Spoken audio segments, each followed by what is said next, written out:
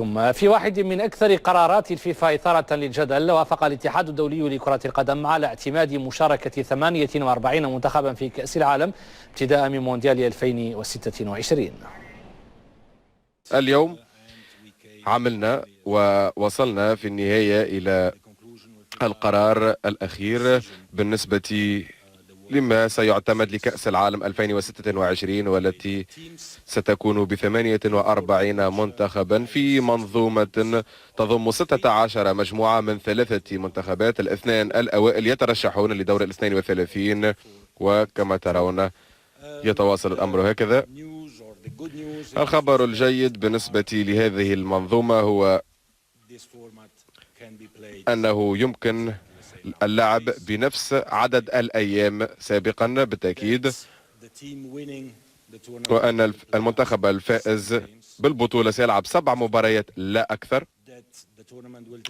وأن البطولة كذلك ستكون في 12 ملعبا كما هو الحال الآن، ولكن من ناحية أخرى هناك 16 بلدا إضافيا، وربما بالتأكيد هناك بعض المنتخبات التي لم تكن تأمل وتحلم بالمشاركة وستسنح لها الفرصة لذلك، وسيكون الحلم موجودا للجميع للمشاركة في كأس العالم. لذلك من ناحيتنا بالنسبة للاتحاد الدولي لكرة القدم نرى هذا القرار إيجابيا فيما يخص تطوير كرة القدم، وكان قرارا شاملا وعاما من الجميع بالأغلبية. وعد جاني إنفانتينو الذي قطعه على نفسه قبل شهور إبان حملته الانتخابية بزيادة عدد منتخبات المونديال أصبح حقيقة وواقعا.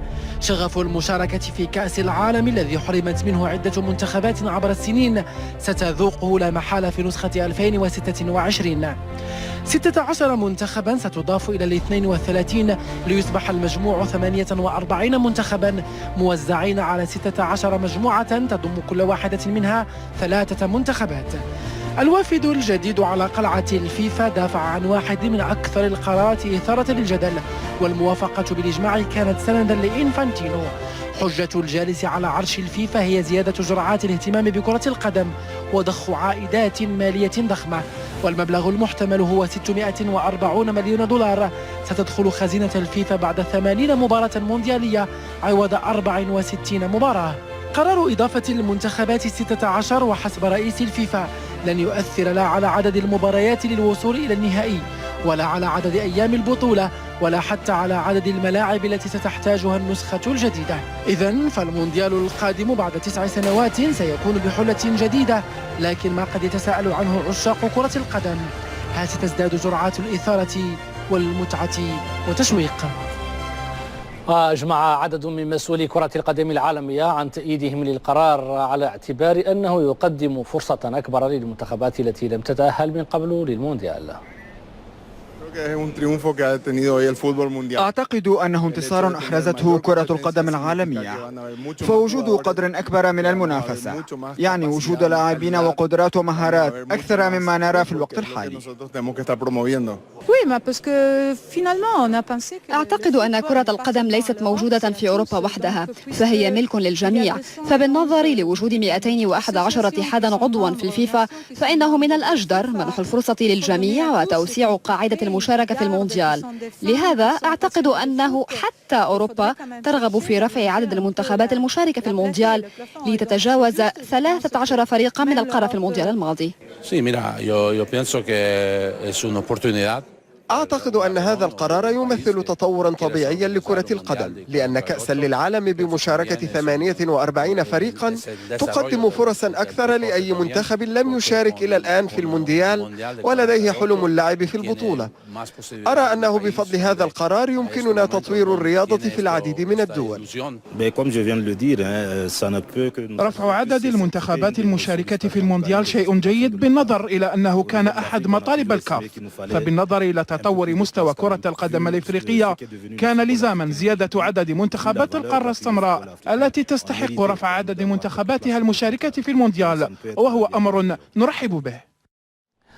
في ردود الأفعال اعتبر رئيس جمعية الأندية الأوروبية كارل هاينز رومانيغي رفع عدد المنتخبات في المونديال قرارا سياسيا وليس رياضيا أملته حسابات انتخابية. رومانيغي قال إن الصيغة الحالية هي الأفضل وأن تغييرها لا فائدة منه بالنسبة للرياضة. كما تساءل رئيس جمعية الأندية الأوروبية عن الأسباب الحقيقية وراء التسرع في اتخاذ هذا القرار بينما تبقت نحو 9 سنوات على مونديال 2026. رومانيغي أضاف أن الجمعية الأوروبية للأندية ستجتمع نهاية الشهر الحالي لمناقشة قرار الفيفا واتخاذ موقف منه. وفي رد فعله على قرار الفيفا قال خافير تيباس رئيس الرابطة الإسبانية إن جاني إنفانتينو يتصرف كسلفه جوزيف بلاتر. تيباس قال إن إنفانتينو وعد مسؤولي روابط كرة القدم المحترفة قبل شهرين باستشارتهم في هذا الأمر لكنه لم يفعل معتبرا أن الأمر غير مقبول. في ردود الأفعال دائما وصف ماسيميليانو أليغري مدرب يوفنتوس هذا القرار بأنه تجاري بصورة واضحة. وقال أليغري إن كأس العالم ستشهد توسيع العمل التجاري كما أكد أنها ستشهد تغييرا كبيرا. وأضاف أن كرة القدم هي وسيلة ترفيه لكن صناع القرار يسعون إلى زيادة الأرباح. واختتم أليغري حديثه بأن هذا القرار سيخدمه في حال كان مدربا لأحد المنتخبات نظرا لسهولة تأهل نهائيات المونديال نسبيا. أما كارلو أنشيلوتي مدرب بايرن ميونخ فعبر عن عدم رضاه عن قرار الفيفا برفع عدد المنتخبات المشاركة في كأس العالم إلى 48 منتخبا. في العموم لا أحبذ أن يكون عدد المباريات أكبر لأن البرنامج بالأساس حافل بالمباريات مع أن الفيفا يقول أن عدد المباريات سيبقى ذاته. لننتظر ونرى ماذا سيحدث.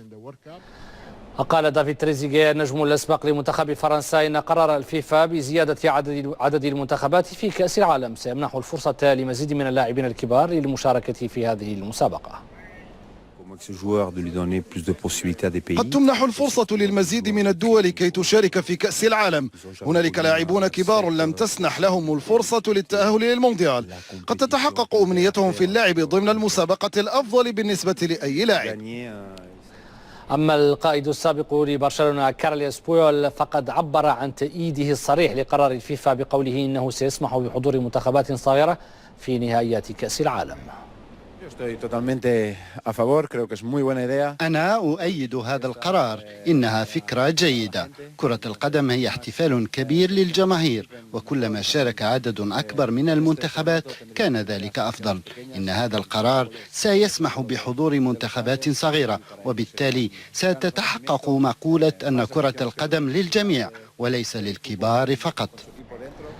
وأكد النجم الإسباني السابق داني غارثيا لقنوات بين سبورتس أن النظام الجديد سيشكل ضغطا على اللاعبين فيما سيستفيد الاتحاد الدولي ماديا من خلال عمليات زيادة عائداته من البطولة.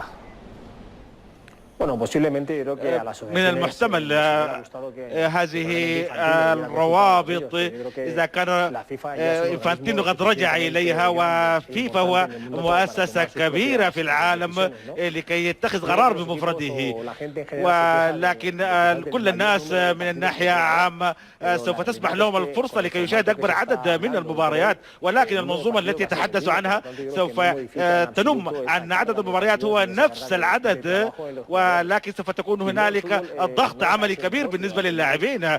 فيفا سوف تقوم بعمل التجاري هذا وسوف يكون العائد أكبر بالنسبة للاتحاد العالمي وللاعبين والمدربين.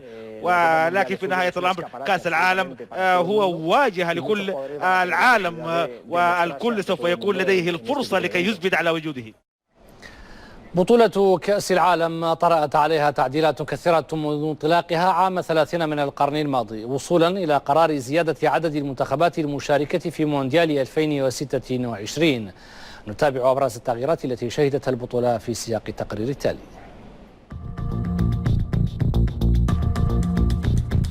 87 عاما مرت على انطلاق بطولة كأس العالم، 87 عاما والتعديلات لا تزال مستمرة من أجل تطوير البطولة.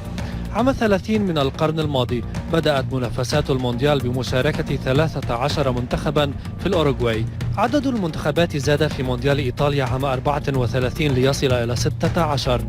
لكن بعد 4 سنوات وبسبب انسحاب النمسا لعب مونديال فرنسا ب15 منتخبا، لتتوقف البطولة بعد ذلك بسبب الحرب العالمية الثانية وتعود عام 50 في البرازيل ب13 منتخبا. التغييرات المهمة كانت في مونديال المكسيك عام 70 حين سمحت القوانين بتبديلين وبدأ استعمال البطاقات. زيادة عدد المنتخبات حصل في مونديال إسبانيا عام 82 حينما فازت إيطاليا بمشاركة 24 منتخبا. العدد ارتفع إلى 32 في مونديال فرنسا 98 وسيبقى على حاله حتى مونديال قطر 2022 الذي سيلعب في الشتاء. التغيير سيطرأ على مونديال 2026 حيث سيرتفع عدد المنتخبات المشاركة إلى 48 للمرة الأولى، وهو المقترح الذي تبناه رئيس الاتحاد الدولي الحالي جاني إنفانتينو ووافق عليه مجلس الفيفا. قرار رفع عدد المنتخبات المونديالية هو امتداد لسلسلة من القرارات الجريئة التي اتخذها رئيس الفيفا جاني إنفانتينو منذ توليه رئاسة الاتحاد الدولي. القرار هو أول انتصار كبير لرئيس يقدم نفسه للعالم على أنه الرجل الأقوى في الفيفا بل وفي كرة القدم. رفع عدد منتخبات المونديال قرار رياضي في مظهره متعدد التوجهات في كنهه. من فك إنفانتينو يروج لمسعاه منذ أخذ بزمام الفيفا، أقنع من يحيط به، وقف في وجه أصدقاء له ومعارضين من أبناء جلدته، كسب معركته، وها هو المشروع يخرج إلى حيز الوجود. انتصار كبير لكنه ليس الأول وقد لا يكون الأخير، فمعارك إنفانتينو بدأت منذ 26 من فبراير الماضي يوم تسلم رئاسة الفيفا.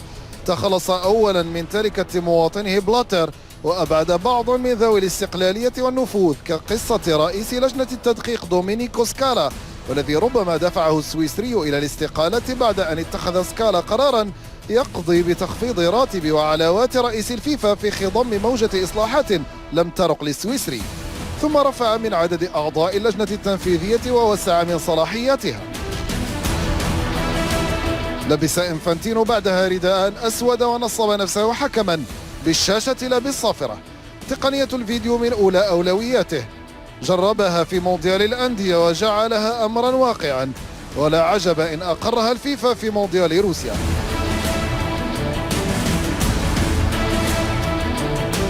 أما رفعه لعدد المنتخبات المونديالية فقد ضرب به عصافير عدة بحجر واحد. انتصر لصغار القوم كي يضمن وقوفهم إلى صفه مستقبلا وهم كثر، ومن خلالهم يحقق مسعاه الاقتصادي. رفع عدد المنتخبات يعني بالضرورة رفع عدد المباريات، 16 لقاء إضافيا يرفع العدد الإجمالي إلى 80، مع ما يتبع ذلك من ارتفاع في أعداد الجماهير وحصص البث التلفزيوني، وهو ما يضمن زيادة مضطردة في المداخيل قدرها تقرير داخلي للفيفا بقرابة 640 مليون دولار. التقرير ذاته أكد أن عائدات البث التلفزيوني ستعرف ارتفاعا قد يصل إلى 505 ملايين دولار، وكذلك الحال بالنسبة لأرقام التسويق والتي ستزيد ب 370 مليون دولار. كل هذا في صالح الفيفا بل في صالح إنفانتينو الذي يحكم الفيفا بقوة القانون وقوة العلاقات.